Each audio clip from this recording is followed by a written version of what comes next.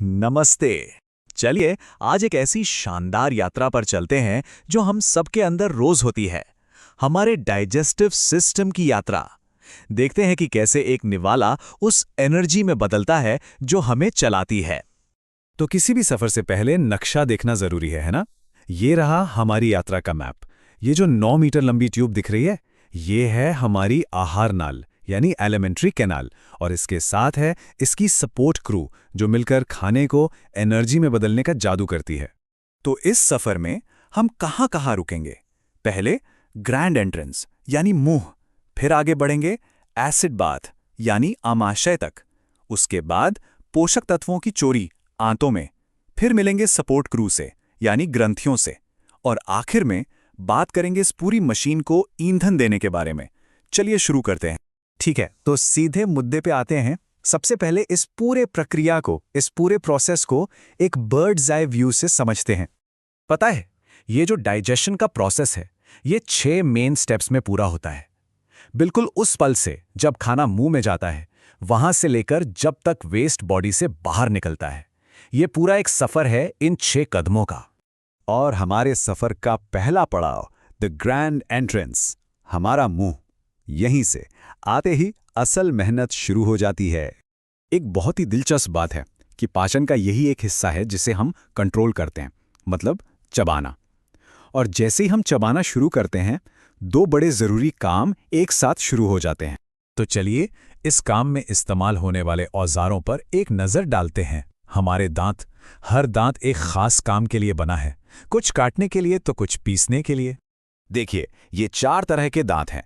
Incisors यानी कृंतक जो काटने के काम आते हैं, केनाइन्स यानी रदनक, चीरना फाड़ना इनका काम है, और फिर आते हैं प्रीमोलर्स और मोलर्स जो खाने को चबाने और पीसने का काम करते हैं।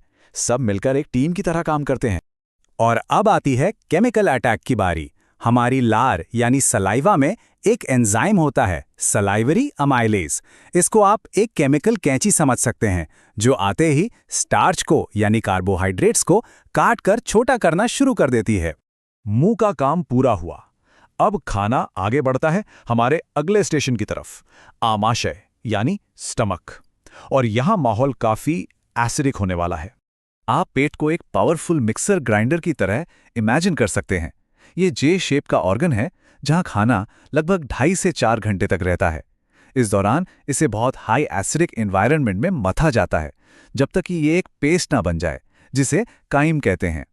तो ये एसिड आता कहां से है? पेट की दीवारों से एक पावरफुल जूस निकलता है। इसमें होता है हाइड्रोक्लोरिक एसिड जो बैक्टीरिया को मारता है, और पेप्सिन जो प्रोटीन को तोड़ना शुरू करता है। लेकिन एक मिनट, अगर ये एसिड इतना पावरफुल है तो ये पेट को ही क्यों नहीं पचा देता? इसका जवाब है म्यूकस, एक प्रोटेक्टिव लेयर जो आमाशय को खुद के एसिड से बचाती है। पेट से निकलकर अब हम एंटर कर रहे हैं लंबी घुमावदार गलियों में यानी आंतों में, और यहीं पर होती है द ग्रेट न्यूट्रिएंट हाइस्ट, पोषक तत्वों की सबसे बड़ी चोरी।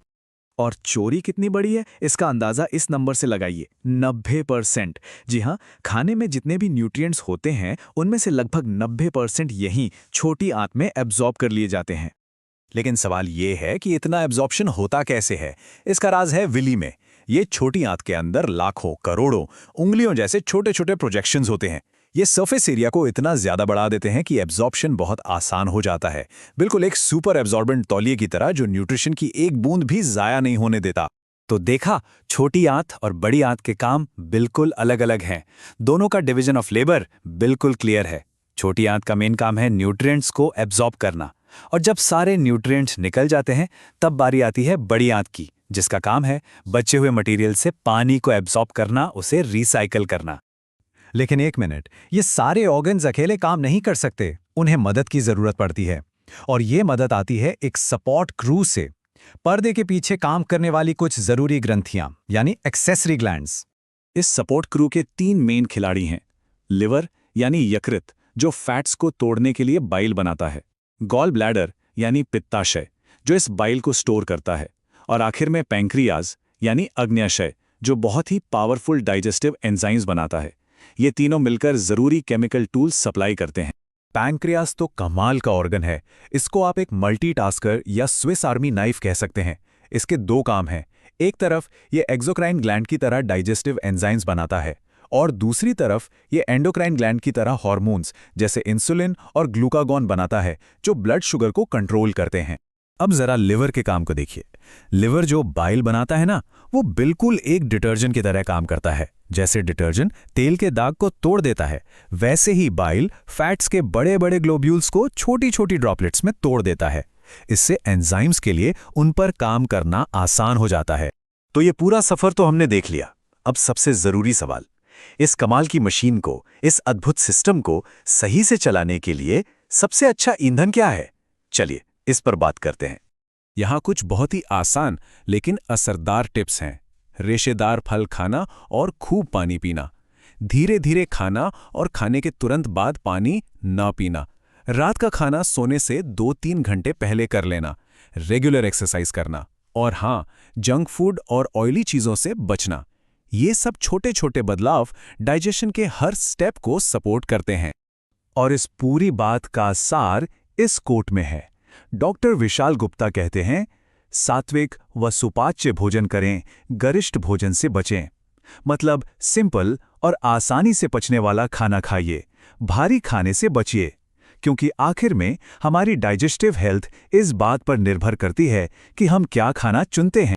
तो इस पूरी यात्रा को देखने के बाद हम इस सोच के साथ इस विश्लेषण को खत्म करते हैं।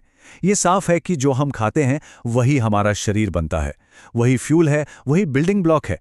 तो सवाल यह है कि जो भोजन हम कर रहे हैं वो हमें कैसा बना रहा है। अगर आपको ये वीडियो पसंद आया हो तो लाइक करें, शेयर करें और ज्ञान से भरी ऐसी ही कहानियों के लिए ड्रीम स्टोरी को सब्सक्राइब जरूर करें। फिर मिलेंगे एक नई कहानी के साथ।